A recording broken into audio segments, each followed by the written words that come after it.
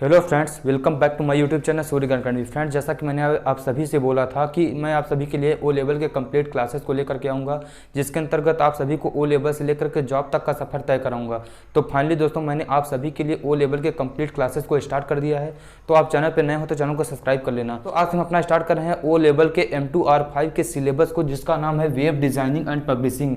इसके अंतर्गत कुल 8 चैप्टर हैं। इन 8 चैप्टर को हम लोग कंप्लीटली पढ़ेंगे। तो फटाफट आप कॉपी पेन निकाल कर नोट डाउन कर लीजिए। मैं आपको रिकैप करा देता हूं कि कौन कौन 8 चैप्टर आपको पढ़ने हैं। पहला चैप्टर का नाम है हमारा इंट्रोडक्शन टू वेब डिजाइनिंग, जिसके अंतर्गत वेब डिजाइनिंग क्या है, वेब डिजाइनिंग का इंट्रोडक्शन, वेब डिजाइनिंग के अंतर्गत कौन कौन चीज़ें आती हैं उनके बारे में पढ़ेंगे। दूसरा है हमारा एडिटर। एडिटर का मतलब यहाँ पर फोटो एडिटर या फिर वीडियो एडिटर से नहीं है। यहाँ पर एडिटर का मतलब है केवल टेक्स्ट एडिटर, जैसे अपने हमारे पास नोट पैड है, वर्ड पैड है, नोट पैड प्लस प्लस है, उन सारे टेक्स्ट एडिटर को इसके अंतर्गत पढ़ेंगे। तीसरा है हमारा HTML। किसी वेबसाइट का स्ट्रक्चर बनाने के लिए हम HTML लैंग्वेज का यूज करते हैं, तो हम HTML को पढ़ेंगे।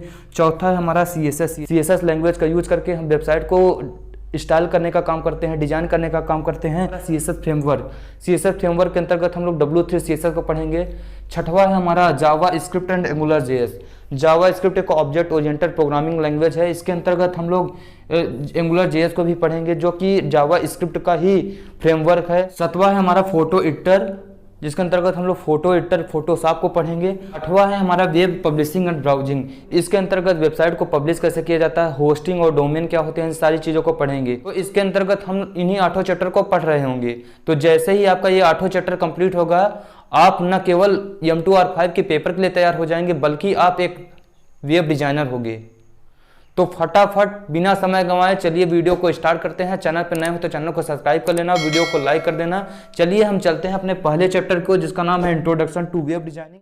फ्रेंड्स, अपने पहले चैप्टर का नाम है इंट्रोडक्शन ऑफ वेब डिजाइनिंग। तो चलिए जानते हैं वेब डिजाइनिंग होता क्या है। तो वेब डिजाइनिंग का तात्पर्य होता है वेबसाइट डिजाइन से। जैसे ही हम इंटरनेट पर जाकर कोई भी जानकारी सर्च करते हैं, तो हमारे सामने क्या होता है, कई सारी वेबसाइट खुल के आती है।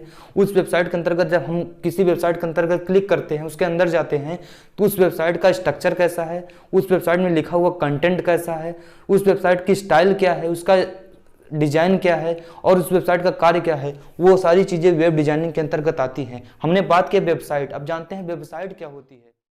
तो चलो मैं आपको बताता हूँ। मान लीजिए मैंने कहा चलो भाई तुम मुझे इंटरनेट पर एक पेज निबंध लिख करके दिखाओ, तो तुम क्या करोगे, कॉपी उठाओगे और निबंध लिखोगे और निबंध ला करके मुझे दिखाओगे, क्योंकि उसके लिए तुम्हें क्या चाहिए, कॉपी चाहिए।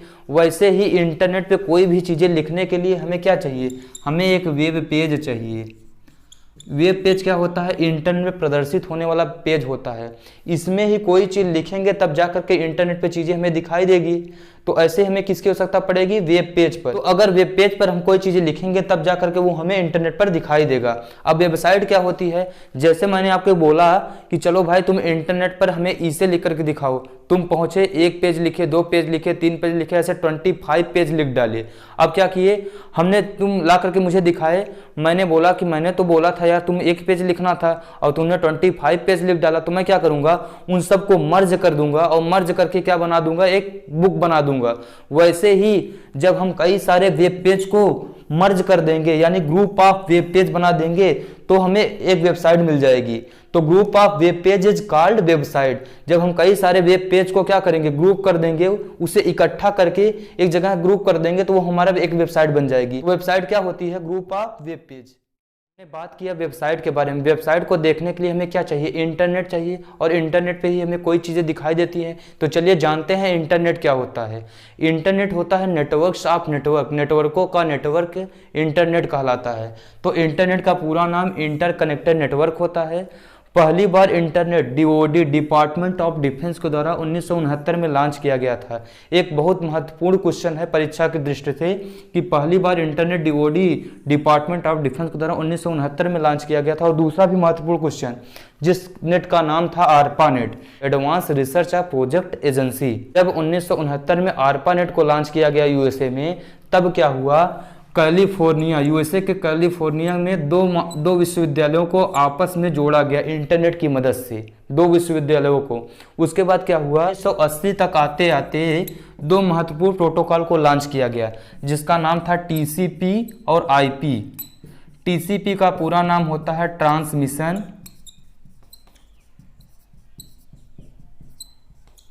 कंट्रोल प्रोटोकॉल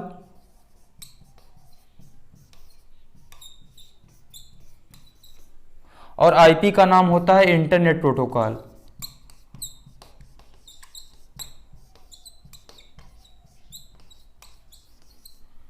तो टीसीपी ट्रांसमिशन कंट्रोल प्रोटोकॉल और आईपी इंटरनेट प्रोटोकॉल, इन्हीं दोनों पर आधारित होकर के क्या हुआ, इंटरनेट काम करने लगा। तो इंटरनेट किस पर काम करता है, TCP IP transmission control protocol और इंटरनेट प्रोटोकॉल पर। तो टीसीपी और आईपी का फुल फॉर्म भी आपके परीक्षा के दृष्टि से बहुत इंपॉर्टेंट है, इसको तैयार कर लेना। तो टीसीपी आईपी के यूज के बाद भी ARPANET में कई सारी कमियां थी। अब क्या हुआ, उसी समय क्या होता है कि NSFNet का विकास होता है। कहाँ पर, यूएसए में NSFNet आता है, जिसका पूरा नाम होता है नेशनल साइंस फाउंडेशन। फिर उसी समय क्या आता है, NSFNet। उसके बाद क्या किया जाता है, ARPANET को NSFNet के साथ जोड़ दिया जाता है, क्योंकि ARPANET में कई सारी त्रुटियां थी। उस त्रुटियों को दूर करने के लिए ARPANET को NSFNet के साथ जोड़ दिया जाता है। तो ARPANET ARPANET को किसके साथ जोड़ा गया, NSFNet के साथ। जब NSFNet के साथ जोड़ा गया तब क्या बना, इंटरनेट। तब हमारा बना इंटरनेट। तो ARPANET प्लस NSFNet को मिलाने के बाद क्या बना, इंटरनेट। फिर इसके बाद क्या हुआ, धीरे धीरे इंटरनेट का विकास होने लगा। वाइड एरिया नेटवर्क, जिसे हम लोग लैन बोलते हैं, लैन मैन वैन, इस तरीके से नेटवर्क का विकास होता चला गया और इंटरनेट का विकास आज पूरी दुनिया करती है। लेकिन यहाँ से एक अच्छा क्वेश्चन और बनता है कि भारत में पहली बार इंटरनेट का यूज कब किया गया था। तो 15 अगस्त 1995 में पहली बार एक कंपनी थी BSNL, जिसका नाम आप लोगों ने सुने होगा, अब BSNL हो गया है, विदेश संचार निगम लिमिटेड।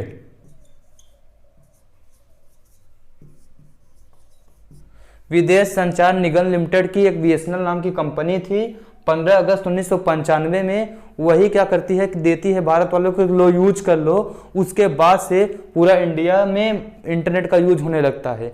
तो इसी तरीके से इंटरनेट का विकास हुआ है। यहाँ से कई सारे महत्वपूर्ण क्वेश्चन बनते हैं, जैसे फर्स्ट डिपार्टमेंट ऑफ डिफेंस के द्वारा इंटरनेट का विकास किया गया था। तो DOD, डिपार्टमेंट ऑफ डिफेंस, इसका फुल फॉर्म भी पूछ लिया जाता है। और DOD क्या है, इसको भी पूछ लिया जाता है। पहला नेट का था ARPANET का पूरा नाम, इसको भी पूछ लिया जाता है।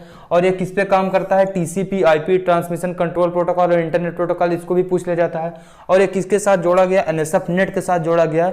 ये भी क्वेश्चन परीक्षा की दृष्टि से बहुत महत्वपूर्ण है। उसके बाद भारत में इंटरनेट का विकास किस कंपनी ने किया और पहली बार कब इसे यूज किया गया, ये सारे क्वेश्चन भी आपके परीक्षा की दृष्टि से बहुत महत्वपूर्ण है। तो इन सबको आप अच्छे से तैयार करते चलिए। तो फ्रेंड्स, अगर आपको कोई भी इन्फॉर्मेशन चाहिए तो वो आपको इंटरनेट पे मिल जाएगी। क्या आपको पता है वो सारी इन्फॉर्मेशन या वो वेबसाइट इंटरनेट पे कहाँ रखी जाती है? वो रखी जाती है वेब पर। कहाँ रखी जाती है? वेब पर। ये वेब क्या होता है? आपने एक वेब का नाम सुना होगा, world wide web, www, world wide web. इसका नाम तो आपने कहीं भी सुना होगा, या फिर किसी के URL में, किसी वेबसाइट के URL में देखा होगा, www ये .com, www, ऐसा आपने कहीं कहीं सुना होगा या कहीं न कहीं देखा होगा। तो ये वो सारी इन्फॉर्मेशन कहाँ रखी जाती है? वेब पर रखी जाती है। इस वेब को www को किसने बनाया था? www को टिम बर्नर्स-ली ने, एक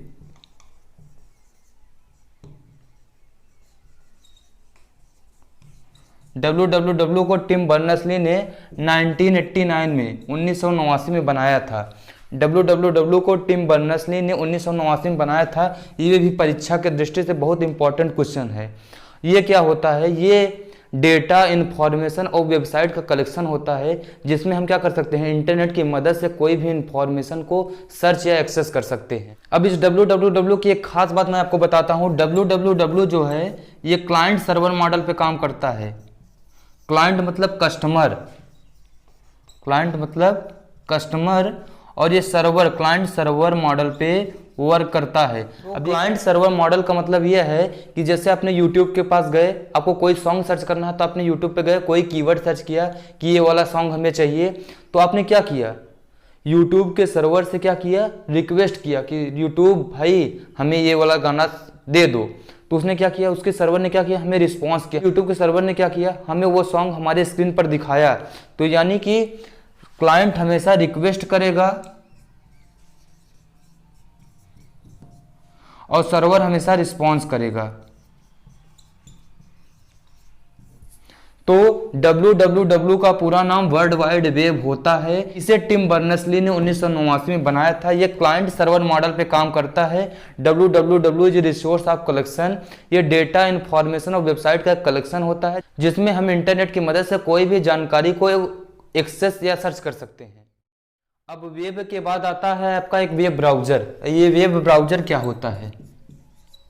वेब ब्राउजर, ये वेब ब्राउजर क्या होता है? वेब ब्राउजर एक एप्लीकेशन सॉफ्टवेयर है जिसकी मदद से हम क्या कर सकते हैं, जिसका यूज करके हम इंटरनेट पे या वेब पर से किसी भी जानकारी को हम सर्च कर सकते हैं। बिना वेब ब्राउजर के हम कोई भी इंफॉर्मेशन को सर्च नहीं कर सकते हैं। वेब ब्राउजर हमारे फ़ोन में भी होता है। पहला वेब ब्राउजर मोज़ैक को माना जाता है। पहला वेब ब्राउजर क्या कौन सा है? मोज़ैक। पहला वेब ब्राउजर मोज़ैक को माना जाता है। और कई सारे वेब ब्राउजर हैं हमारे पास, जैसे सफारी हो गया, गूगल क्रोम हो गया, इंटरनेट एक्सप्लोरर और एक अभी जो आया है एड्ज। ऐसे तमाम सारे वेब ब्राउजर हैं जिसकी मदद से हम क्या कर सकते हैं, कोई भी जानकारी को इंटरनेट पे हम जा करके सर्च कर सकते हैं। तो बिना ब्राउजर के हम इंटरनेट पे कोई भी चीज़ें सर्च नहीं कर सकते हैं। तो ब्राउजर एक एप्लीकेशन सॉफ्टवेयर है। पहला ब्राउजर मोज़ैक को माना जाता है। और ऐसे कई सारे वेब ब्राउजर हैं जैसे safari, Google Chrome, internet explorer, edge, Microsoft edge Windows 10 या विंडोज 11 में भी नया आया है। ऐसे तमाम सारे ब्राउजर का यूज करके हम इंटरनेट पे जाकर कोई भी चीज़ें सर्च कर सकते हैं। तो ब्राउजर में आपको इतनी बातें याद रखना है कि फर्स्ट ब्राउजर मोज़ैक को माना जाता है। कई सारे ब्राउजर होते हैं। तो इसमें आपको क्वेश्चन कैसे मिलता है? इसमें आपको क्वेश्चन मिलता है कि जैसे दे देगा कि इनमें से ब्राउजर है, तो आपको जो ब्राउजर होगा उस पर सही का चिन्ह लगाना होगा। तो ऐसे क्वेश्चन आपको मिलते हैं। तो इतनी बातें आपको याद रखनी है ब्राउजर से रिलेटेड। अब वेब ब्राउजर के बाद एक आपका होता है सर्च इंजन। ये कौन सी बला है, चलिए जानते हैं। सर्च इंजन, तो ये जो सर्च इंजन होता है ये एक प्रोग्राम होता है जो वेब ब्राउजर के अंदर रन करता है। आपने कभी डेस्कटॉप पर या कंप्यूटर अपने फ़ोन में कभी भी ब्राउजर को ओपन करेंगे तो यहीं पे साइड में लिखा रहता है गूगल, लिखा रहता है सर्च हियर, ऐसे करके कुछ लिखा रहता है। यहाँ पे सर्च की बटन बनी होती है। तो जो ये है यही आपका होता है सर्च इंजन। यानी वेब ब्राउजर के अंदर आपको क्या मिलता है, सर्च इंजन मिलता है। सर्च इंजन एक प्रोग्राम होता है जो वेब ब्राउजर के अंदर रन करता है। सर्च इंजन में आप कीवर्ड सर्च कर सकते हैं। जैसे आपको जो सॉन्ग चाहिए उसका कीवर्ड सर्च करेंगे। सर्च इंजन में आप पूरी वीडियो नहीं सर्च कर पाएंगे। सर्च इंजन में आप पूरी इमेज, कोई इमेज नहीं सर्च करते। आप इमेज से रिलेटेड, वीडियो से रिलेटेड, ऑडियो से रिलेटेड, अपने इंफॉर्मेशन से रिलेटेड आप कीवर्ड सर्च करते हैं। तो सर्च इंजन एक प्रोग्राम है जो वेब ब्राउजर के अंदर रन करता है। इसके अंदर कीवर्ड सर्च कर सकते हैं। उसके बाद सर्च इंजन में आपका क्या होता है, जैसे आपका सर्च इंजन है गूगल, गूगल ये आपका सर्च इंजन है, आपने नाम तो सुना होगा। बिंग ये भी आपका एक सर्च इंजन है। याहू ये भी आपका सर्च इंजन है।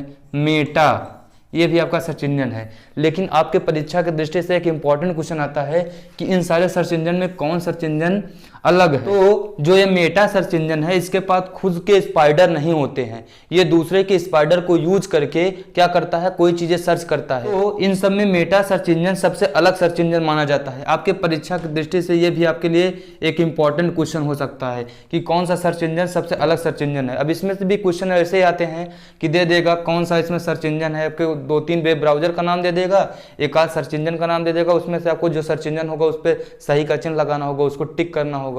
तो ये सारे क्वेश्चन आपको ऐसे मिलते हैं। तो आपको इतनी बातें इस सर्च इंजन में भी याद रखनी है। इन सब के बाद एक आपका होता है यूआरएल। यूआरएल क्या होता है, किसी वेबसाइट या इंफॉर्मेशन का एक यूनिक एड्रेस होता है। इसका पूरा नाम होता है यूनिफॉर्म रिसोर्स लोकेटर। तो यूआरएल का पूरा नाम यूनिफॉर्म रिसोर्स लोकेटर। ये किसी वेबसाइट या किसी इंफॉर्मेशन का एक यूनिक एड्रेस होता है। यूनिक एड्रेस का मतलब ये होता है कि जैसे आप इंटरनेट पे अभी कोई जानकारी सर्च करते हो कोई कीवर्ड सर्च करते हो तो कई सारी वेबसाइट आती हैं, उसके अंदर जा करके आपको इन्फॉर्मेशन को एक्सेस करना पड़ता है। अगर आपका किसी का यूनिक एड्रेस आपको पता है, किसी का यूआरएल पता है, तो आप पर्टिकुलर उसी वेबसाइट पे पहुंच सकते हो। तो यूआरएल क्या होता है? यूआरएल किसी भी वेबसाइट या इन्फॉर्मेशन का एक यूनिक एड्रेस होता है। तो जैसे मैं यहाँ पर एक यूआरएल लिख रहा हूँ, चलिए मैं आपको लिख कर दिखाता हूँ। https://www.google.com, ये गूगल का यूआरएल है। अगर आप इसे जा करके अपने ब्राउज़र में सर्च करेंगे तो सीधा आपके सामने गूगल खुल करके आएगा। यहाँ पर ये क्या है? ये आपका प्रोटोकॉल है। ये क्या है? ये आपका सब डोमेन है। ये आपका डोमेन है। ये आपको बताता है कि आपकी वेबसाइट कॉमर्शियल है या इंडियन है। तो इतनी सारी चीज़ें होती है आपकी यूआरएल में। तो यूआरएल आपका एक यूनिक एड्रेस होता है। तो आज की क्लास में इतना ही। तब तक के लिए मैं मोहित आपके सपने को सपोर्ट करता हूँ।